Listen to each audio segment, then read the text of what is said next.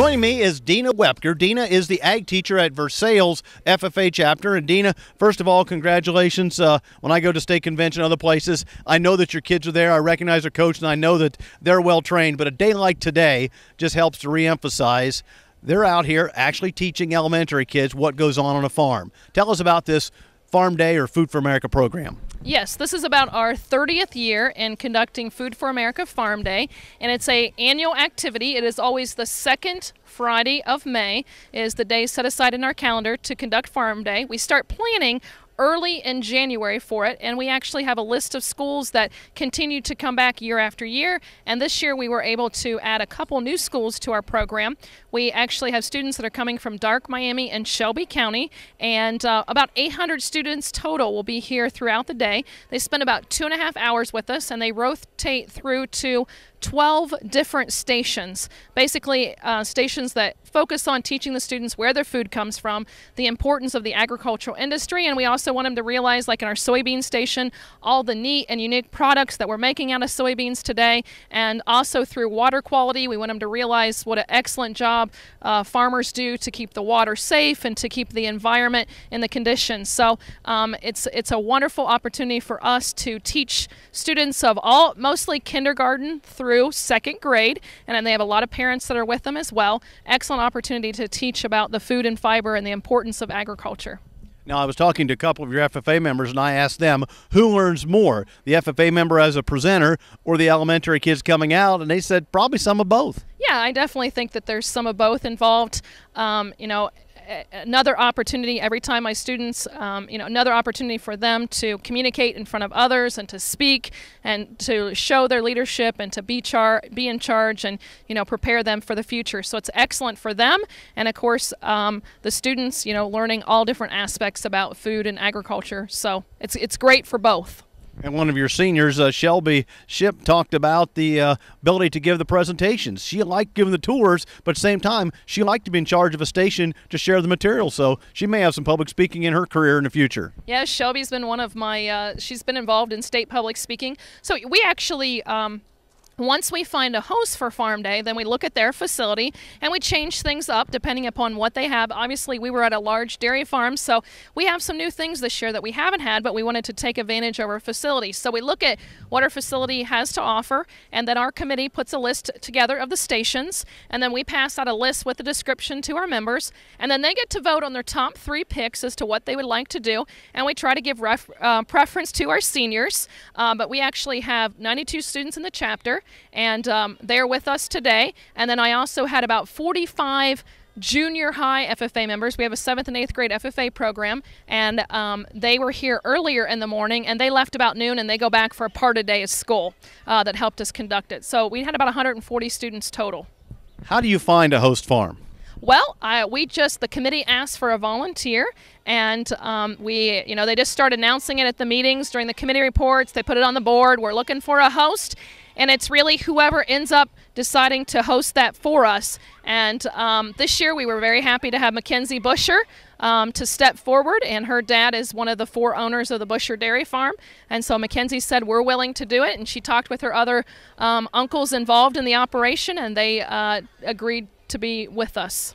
Before I get some comments from Ryan on the host farm, describe this farm to the viewer. What type of a farm is it, and how large? Okay, well, it is absolutely a magnificent farm. It's beautiful. It's extremely well kept, and they do an outstanding job here. They milk right around 700 dairy cows, and they actually have 3 times a day milking, so 21 out of 24 hours in the day they milk. They are, their cows are all purebred. They're all registered. They just recently classified. This week they also classified, so they had something else going on top of this, and they'll probably come out to be in the top 10 herds in the United States. Their cows average 88 pounds apiece, which is outstanding for 700 type of cows. So they give them lots of individual attention here, quality, top-notch operation from all the way around. This is Ryan Busher, and Ryan's part of the host family for today's project from the Versailles FFA.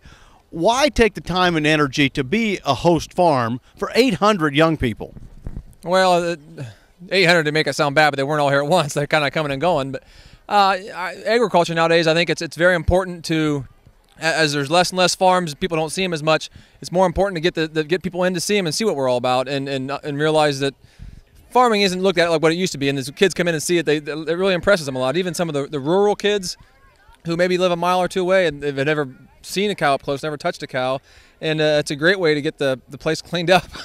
But not only that, but boy, you see some of these kids and they walk in and have an idea or think they have an idea, and their eyes and faces light up. And I know it's probably a lot of work, but that's got to be worth something in and of itself. Oh, it is. And to see the kids that the chopper, as soon as they get off the bus, they want to run and get climb all over the chopper, and they got a chance to milk a cow, and yeah, they just love it, and it's a lot of fun for us too. I was kind of hesitant at first, but I look at it now, and it's a lot of fun. And I got to give credit to Dina Webker and their FFA crew did a great job coming up and cleaning everything up. They were here 4 days this week, and they were scrubbing floors and walls and shoveling manure, and it made our job a lot easier. And I wouldn't hesitate to do it again. Well, Ryan, thank you for hosting young people out here, because that's a story agriculture has to continue to tell. Is we need people to understand what we do every day, and oftentimes we get so close to it we take it for granted that we do things that other people don't understand, and the only way to understand it is to see it. So thank you. Oh, thank you. Yes, we do evaluation on kind of both ends of it so that we can get feedback, figure out what works, didn't work. For the last few years, we've had horse riding, and that's been a little risky for us sometimes. So this year we decided to drop that. So we kind of look at look at the facility. Yeah, we're really grateful to have sponsors. We don't charge any admissions for this program, and we don't want to do that. It's absolutely free, and that's how we want to do the program. But we're very fortunate to have some community support that helps us out. Normally we take a look, if we're at a dairy farm, we figure out who they ship their milk to, and that was Smith Dairy, and Smith Dairy out of Richmond, and so they came through and donated 800 cartons of milk.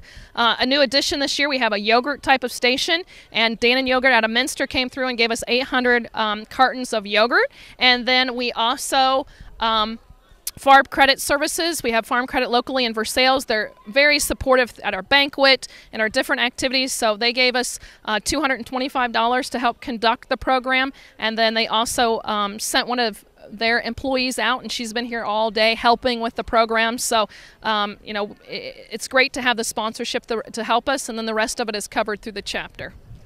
For chapters watching this, or FFA members, or even a host farm who says, I'd be willing to host it if a chapter would come do the work and activity, do you have any kind of guidelines set up for each year to year that someone else outside could make sense of, to say this would be a whole lot easier if we don't have to recreate the wheel, because we know the end value. I'm just not sure how we get from point A to point B at this stage of the game. Yes, we have a large farm day notebook, and we update it from year to year. There's also some kits that come out from the National FFA and DVDs, and I've always been willing to share my information, and most teachers know that. So anybody that calls me, I'm always willing to pass on information, because it's a win for the agriculture industry, and that's what we're all about. So yes, I'm definitely willing to pass on information. And we have a big notebook. We keep all of our own ideas in terms of the different activities that we do. Some years we have a corn station. Some years. Do you always have that air horn, though, to tell people when to go to the next station? Yeah, we always have an air horn. And this year we got a little bigger air horn because one of my members right behind me, he kind of special built that. His dad owns a machine type of shop, and so they special built that. I think it come out of a train is what he told me. Luckily, we found a new one. So, but yeah, we always have a horn that rotates them, and that's a signal for them to move. And it kind of, little kids all kind of jump when they hear it. But it's time to move on to the next spot. Give us a website rather than a phone number, so if people want to contact you about information in the planning stages, how can they get a hold of you? Well, they could actually email me really simply at Dina _Webker, WUEBKER at dark.k12.oh.us, and that's a simple way that I can be emailed, or the Versailles High School website, and they can find FFA underneath there. But again, I'm willing to pass on any kind of information. Dina, thanks for the update. Thanks for taking all the time and working with not only your 140 plus kids, but 800 more for today's special events. Thanks for joining us. I'm Dale Minyo. Until next time, I'll see you down the road. Down the Road is brought to you in part by Prince Agra, makers of Omnigen AF, advancing animal nutrition for healthy animals, and Woodruff Enterprise of Springfield, Ohio.